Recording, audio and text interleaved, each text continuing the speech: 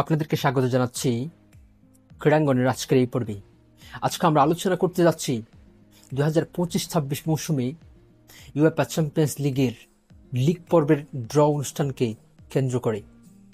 আমরা আজকে আলোচনা করব ইউএফএ চ্যাম্পিয়ন্স লিগের ড্র অনুষ্ঠান কিভাবে ড্র হয়, অথবা এটা কিভাবে কাজ করে, কিভাবে ড্রটা অনুষ্ঠিত হয়, সে সম্পর্কে আমরা আজকের এই পর্বে আলোচনা করতে যাচ্ছি। আপনারা আমাদের সাথে থাকুন। ভিডিওটি ভালো লাগলে শেয়ার করুন এবং পেজটি ফলো করে রাখুন। ইউএফএ চ্যাম্পিয়ন্স লিগ আমরা যে পূর্বের যে ফরম্যাটটাতে আমরা দেখতে অভ্যস্ত ছিলাম, সেই ফরম্যাটটা এখন আর নেই। এখন নতুন ফরম্যাটেই ইউএফএ চ্যাম্পিয়ন্স লিগ শুরু হতে যাচ্ছে। যদি আমরা এটাকে নতুন ফরম্যাট বলা যায় না, আমরা গত সিজন থেকে এই ফরম্যাটটা চলে আসছে। এটা নতুন ফরম্যাটের ইউএফএ চ্যাম্পিয়ন্স লিগের নতুন ফরম্যাটের দ্বিতীয় সিজন, দ্বিতীয় মৌসুম। প্রথম মৌসুম আমরা এই ফরম্যাটে খেলেছি বা খেলা দেখেছি। সো বেসিক্যালি পুরাতন ফরম্যাট যেটা আছে, এটা বেসিক্যালি 32 দলের টুর্নামেন্ট ছিল। এই টুর্নামেন্টটা মূলত 34 দলের টুর্নামেন্ট। এই টুর্নামেন্টে মোট 28টি ক্লাব সরাসরি কোয়ালিফাই করে এবং একটা দল আসে ইউরোপা লিগ থেকে। ইউরোপা লিগের চ্যাম্পিয়ন টটেনহাম হটস্পার্স, এই টিমটাও আসে ইউরোপা লিগ চ্যাম্পিয়ন হিসেবে। আর বাকি 7টা দল মূলত প্লে অফ খেলে ইউএফএ চ্যাম্পিয়ন্স লিগের স্পটটা নিশ্চিত করেছে। আজ রাত বাংলাদেশ সময় 10টায় মোনাকোতে ইউএফএ চ্যাম্পিয়ন্স লিগের 2025-26 সেশনের 2025-26 মৌসুমের লিগ পর্বের ড্রটা অনুষ্ঠিত হতে যাচ্ছে। চলুন আমরা এটা কিভাবে কাজ করে সেটা নিয়ে কথা বলি। আমরা যদি ইউএফএ চ্যাম্পিয়ন্স লিগের লিগ পর্বের ড্র নিয়ে কথা বলতে যাই, তাহলে পট কি, পট জিনিসটা কি সে সম্পর্কে আমাদের জানতে হবে, সেটা আমাদের বুঝতে হবে। পট হচ্ছে বেসিক্যালি কঠিন কিছু না। এই জিনিসটা হচ্ছে মূলত 4টা বিভাগ। অর্থাৎ ইউএফএ চ্যাম্পিয়ন্স লিগের যে 34টা দল আছে, 34টা দল অংশগ্রহণ করছে। এই দলগুলাকে বেসিক্যালি 4টা ভাগে ভাগ করা হয়। এই 4টা ভাগকে বলা হয় পট 1, পট 2, পট 3, পট 4। অর্থাৎ ইউএফএ চ্যাম্পিয়ন্স লিগের যে দলগুলা অংশগ্রহণ করছে, এই দলগুলাকে ইউএফএ কোএফিসিয়েন্সির র্যাঙ্কিং এর ভিত্তিতে 4টা ভাগে ভাগ করা হয়। পট 1, 2, 3, 4-এ কোন কোন দলগুলা চ্যাম্পিয়ন লিগে আসছে, ওই দলগুলার কথা বলি। আমরা বললাম পট 1-এর কথা।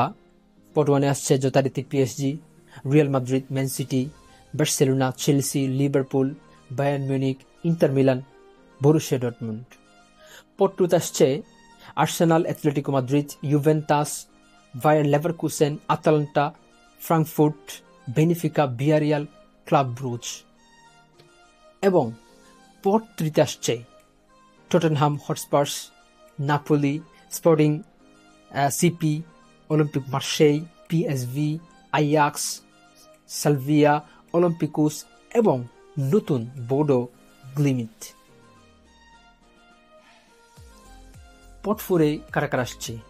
পট 4-এ আসছে Newcastle United, Monaco, Athletic Club, Galatasaray, Union SG, Copenhagen, Qarabag, Pafos এবং খায়রাত আলমাতি। এই 4টা পটে 34টা দল অংশগ্রহণ করছে। এখন এই ড্রটা কিভাবে কাজ করে? এই ড্রটা কাজ করছে ওই যে পট 1-এ যে 8টা দল থাকে, সে 8টা দল থেকে কোন একটা দলকে চুজ করা হয় ম্যানুয়ালি। বেসিক্যালি যখন একটা দলকে চুজ করা হয়, ওই ইনফরমেশনটা একটা বিশেষ সফটওয়্যারকে দেওয়া হয়। এখন বিশেষ সফটওয়্যারটি প্রত্যেক পট থেকে দুইটা দল নিয়ে একটা গ্রুপ সাজায়। অর্থাৎ পট 1 থেকে যদি বার্সেলোনাকে নেয়, তাহলে পট 2 থেকে 2টা দল নিবে, পট 3 থেকে 2টা দল নিবে, পট 4 থেকে 2টা দল নিবে। এবং এর সাথে অ্যাওয়ে ম্যাচ এবং হোম ম্যাচ আলাদা করবে, নির্ধারণ করবে এই সফটওয়্যারটি। ঠিক সেভাবে একইভাবে সিরিয়ালি 1 থেকে 8 পর্যন্ত প্রত্যেক দলের হোম অ্যান্ড অ্যাওয়ে বা কার সাথে কে প্রতিপক্ষ কে পড়ছে অন্যান্য গ্রুপ থেকে, অন্যান্য পট থেকে এই বিষয়টা নির্ধারণ করা হয় এবং হোম অ্যান্ড অ্যাওয়ে ম্যাচটা নির্ধারণ করা হয়। আবার এরপরে 1 থেকে যখন 8টা 1 থেকে পট 1-এ 1 থেকে 8টা পটের যে দলগুলো আছে এইগুলো যখন হোম অ্যান্ড অ্যাওয়ে ভিত্তিতে দল নির্ধারণ হয়ে যায়, এরপরে পট 2-এ যায়। পট 2-এ স্বাভাবিকভাবে যেই দলটা উঠবে সেই দলটাকে সরাসরি সফটওয়্যারের কাছে সুপর্দ করা হয়। সফটওয়্যারটা এবার তার পট ছাড়া অন্য পটগুলো থেকে দুইটা দল নিয়ে তার হোম অ্যান্ড অ্যাওয়ে ম্যাচটা সাজায়। এরপর পট 3, এরপর পট 4 সেম ভাবে এই পটগুলা সাজিয়ে রাখে। এখানে যে বিষয়টা সফটওয়্যারের মাথায় রাখতে হয় সেটা হচ্ছে একটা অর্থাৎ লিগ পর্বে কোনো দেশের একটি সিঙ্গেল দেশের 2টা দল একে অপরের মুখোমুখি হবে না। অর্থাৎ বার্সেলোনা যখন বার্সেলোনার সাথে রিয়াল মাদ্রিদের লিগ পর্বে কখনো খেলা হবে না, বার্সেলোনার সাথে অ্যাটলেটিকো মাদ্রিদের কোনো খেলা হবে না, বার্সেলোনার সাথে অ্যাটলেটিকো ক্লাবের কোনো খেলা হবে না লিগ পর্বে। তারপর যেমন ম্যানচেস্টার সিটির সাথে লিভারপুল, আর্সেনাল, চেলসি, তাদের মধ্যে যে দলগুলো আছে ইংলিশ প্রিমিয়ার লিগের, যে দলগুলো ইউএফএ চ্যাম্পিয়ন্স লিগের এই মৌসুমে খেলছে, তারা একে অপরের সাথে মুখোমুখি হবে না। এরপর দ্বিতীয় যে বিষয়টা মাথায় রাখে সেটা হচ্ছে একটা দল অন্য একটা দেশের সর্বোচ্চ 2টা দলের সাথে খেলতে পারবে। অর্থাৎ বার্সেলোনাকে যদি আমি চুজ করি, সেক্ষেত্রে ইংলিশ প্রিমিয়ার লিগের যে কোনো 2টা দলের বিপক্ষে আমি খেলতে পারবো, 3টা দলের বিপক্ষে খেলতে পারবো না। ওই বিশেষ সফটওয়্যারটি এই বিষয়টা মাথায় রেখে প্রতিপক্ষগুলো নির্ধারণ করে থাকে। যেমন বার্সেলোনা যদি নিই, ইংলিশ প্রিমিয়ার লিগের ম্যানচেস্টার সিটি এবং লিভারপুল 2টা দল নেওয়া যাবে, 3টা নেওয়া যাবে না। চেলসি, আর্সেনাল বা অন্য যে দলগুলো আছে ওগুলা নেওয়া যাবে না। তাকে শুধু 2টাই, যে কোনো 2টা, অর্থাৎ যে কোনো 2টা নির্ধারণ করে দিবে, 2টা যদি প্রয়োজন হয়। আবার বার্সেলোনা যদি ইংলিশ প্রিমিয়ার লিগের সর্বোচ্চ 2টা দলের সাথে খেলে, যে 2টা দলের সাথে খেলবে তারাও অপরের সাথে মুখোমুখি হবে না। তাদের ক্ষেত্রে সেম, যদি প্রথমে বার্সেলোনা আসে, বার্সেলোনার বিষয়টা ঠিক এইভাবে মীমাংসা হয়ে যাবে। আবার যখন তাদের বেলায় যাবে, বার্সেলোনার প্রতিপক্ষ যারা আছে তাদের বেলায় যাবে, তখন ঠিক এইভাবে নির্ধারণ করা হবে যে তারা যদি একটা দেশের 2টা ক্লাব থাকে তাহলে তাদের সাথে মুখোমুখি হবে না, এবং অন্য দেশের, অন্য কান্ট্রির, অন্য লিগের সর্বোচ্চ 2টা দলের সাথে তারা খেলবে। এভাবে ইউএফএ চ্যাম্পিয়ন্স লিগের নতুন ফরম্যাটটি নির্ধারিত করা হয়। এখানে কেউ জানে না কে কার সাথে খেলবে, কে কার সাথে খেলতে পারবে, কে হোমে খেলছে, কে অ্যাওয়েতে খেলছে। কেউ প্রেডিক্ট করতে পারবে না যে এই মৌসুমে আমি এর সাথে খেলবো, আমি এই মৌসুমে ওর সাথে খেলবো, আমি ওই মৌসুমে তার সাথে খেলবো।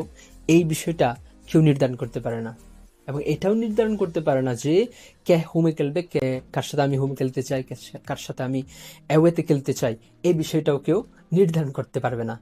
বিষয়টা একদম খুবই জটিল বিষয়। অর্থাৎ ইউএফএ চ্যাম্পিয়ন্স লিগ কর্তৃপক্ষ বলেছিলেন যে যদি এই ড্রটা যদি ম্যানুয়ালি করা হতো তাহলে কমপক্ষে 30 ঘন্টা সময় ব্যয় হতো। আপনি মানে খেয়াল করুন যে একটা ড্র দিতে, একটা ড্র পরিপূর্ণভাবে শেষ করতে 30 ঘন্টা লাগবে, যেটা এই সফটওয়্যারটা সর্বোচ্চ 30 মিনিট বা 40 মিনিট বা 1 ঘন্টার মধ্যে শেষ করে দিচ্ছে। যাই হোক, ইউএফএ চ্যাম্পিয়ন্স লিগে এই ড্রটি, লিগ পর্বে এই ড্রটি খুবই আনপ্রেডিক্টেবল। কেউ কার প্রতিপক্ষ কে হবে কেউ জানে না, দিন শেষে মেনে নিয়ে এসে মাঠে নামতে হয়। এটাই এইবার না নতুন চ্যাম্পিয়ন্স লিগের নতুন ফরম্যাটের এই নিয়ম। হয়তো আপনারা বুঝেছেন।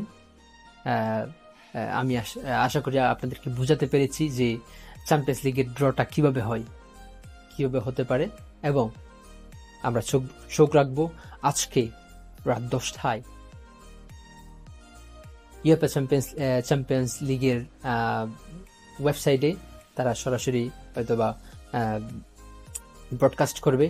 আপনারা দেখবেন, আপনারা আপনাদের দলকে সাপোর্ট করবেন, আপনাদের দলকে নিয়ে আলোচনা করবেন, অনেক মাথামাতি করবেন, অনেক কিছু করবেন, আলোচনা করুন, সমালোচনা করুন, মেতে উঠুন ইউএফএ চ্যাম্পিয়ন্স লিগকে কেন্দ্র করে। আপনার দলকে শিরোপা জেতার জন্য সর্বোচ্চ সাপোর্ট করুন। ধন্যবাদ সবাইকে।